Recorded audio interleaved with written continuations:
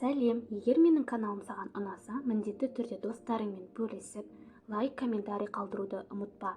Бүгін 9 сыныптың хлор тақырыбына арналған біліміңді тексер тапсырмаларын орындайтын боламыз. Бірінші сұрақ. Химиялық элементтердің периодтық жүйесіндегі орны бойынша хлорға сипаттама беріңдер.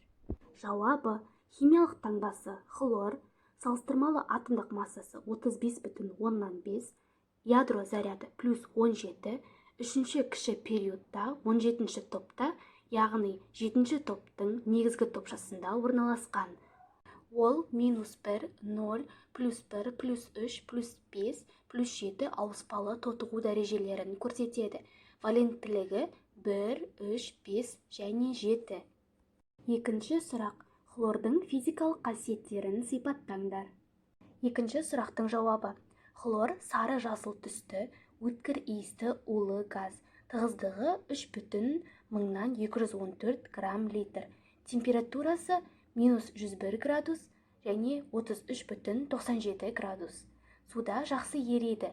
Оның судағы ерітіндісі хлор суы деп аталады.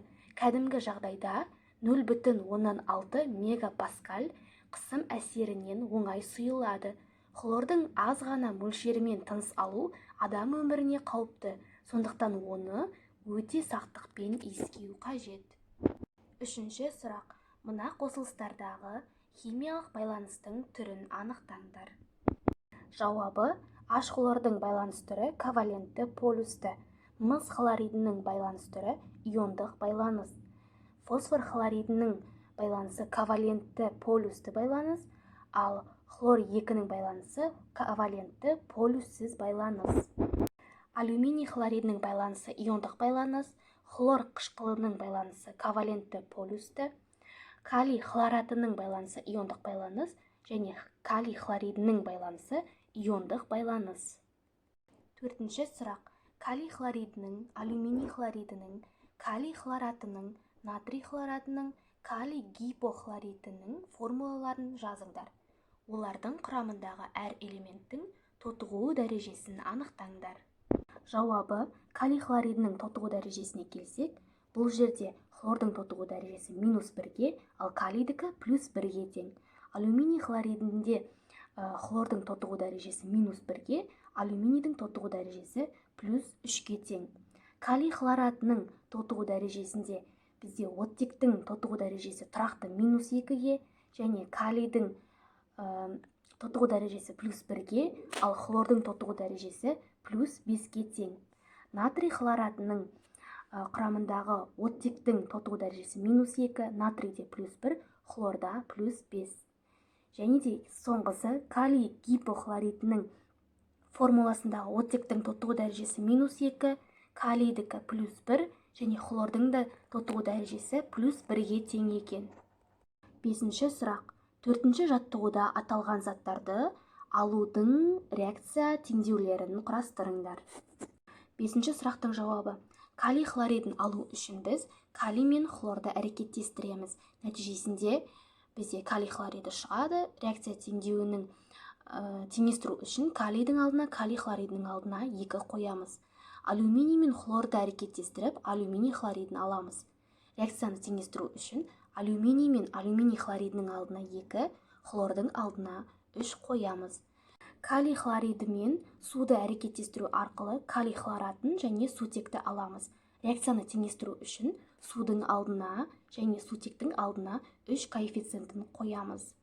Натрий OH және хлорды әрекеттестіру арқылы натрий хлоратын, натрий хлоридін және де су аламыз. Реакцияны теңестіру үшін натрий гидроксидінің алдына 6 қоямыз, хлордың алдына 3 қоямыз, натрий хлоридінің алдына 5, судың алдына 3 коэффициентін қоямыз.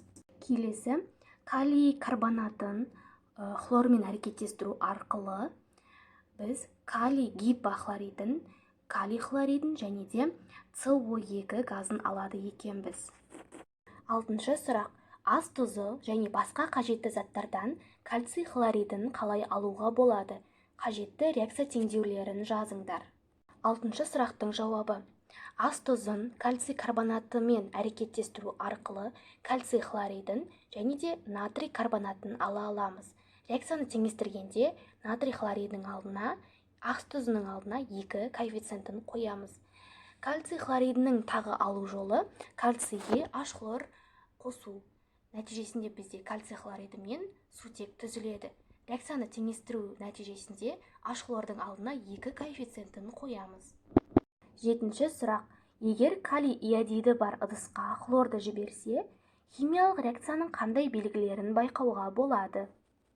7-ші сұрақтың жауабында ең алдымен реакция теңдеуін жазайық. Калий иодиді қосылған хлор түзеді калий хлориді мен иод. Реакцияны теңестіргенде калий иодидінің алдына, калий хлоридінің алдына 2 қоямыз. Реакция барысында біз иодтың газға айналғанын көрсек болады. Реакция нәтижесінде бізде иод бөлінеді. Иод органикалық еріткіште ериді, оны қоңыр түске бояйды. Газ бөлінгенін байқасақ болады. Бірінші есеп. Баллонда 30 кг сұйық хлор бар. Қалыпты жағдайда хлордың осы массасы қандай көлем алады? Бірінші есепті шығару үшін ең алдымен хлор 2-нің молярлы массасын тауып аламыз. Бізде хлор 2 дегеніміз ол екеу деген сөз. Хлордың бізде салыстырмалы молекулалық массасы 35,5-ге тең. Оның 2 деген индексін алдына көбейтеміз. Яғни көбейткен кезде бізде 71 грамм моль шығады. Енді осы хлордың молярлы массасын пайдаланып, хлордың зат мөлшерін неуін таба аламыз. Ол үшін бізге берілген массаны молярлы массасына бөлеміз. Есептің берілген масса бізде 30 килограмм, мына жерде килограмм деп жазып қойыппын. Соны 71 грамм мольге молярлы массасына бөлеміз. Нәтижесінде бізде 0,423 моль шығады. Осы арқылы біз енді оның көлемін таба аламыз. Көлемін табу үшін зат мөлшерін Vm-ге, яғни мольдік көлемге көбейтеміз. Ол бізде 0,423 көбейтілген 22,4 нәтижесінде 9,5 метр куб шығады екен. Есептің жауабы хлордың көлемі 9,5 метр кубке тең.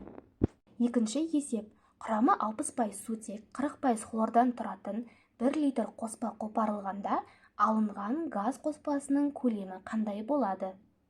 Екінші есептің жауабы. Ең алдымен реакция теңдеуін жазамыз. H2 қосылған хлор 2 түзеді H хлор. Реакцияны теңестіргенде H хлордың алдына 2 қоямыз. Бізде сутектің зат мөлшері реакция теңдеуі бойынша 1 мольге, хлордікі 1 мольге, ал H хлордікі 2 мольге тең. Есептің берілгенде хлордың массалық үлесі 40%, ал сутектікі 60%. Яғни оны литрге айналдырсақ, сутек бізде 0,6 литр, ал хлор бізде 0,4 литр дегенді береді.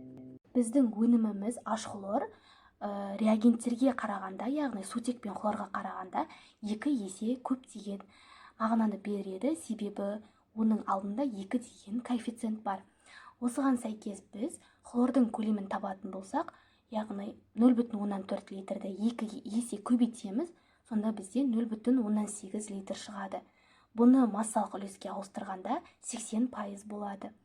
Ал енді сутектің көлемін анықтау үшін біз 100%-дан 80%-ді азайтып тастаймыз, сонда нәтижесінде бізде 20% шығады, ал 20% дегеніміз ол бізде 0,2 литрді береді.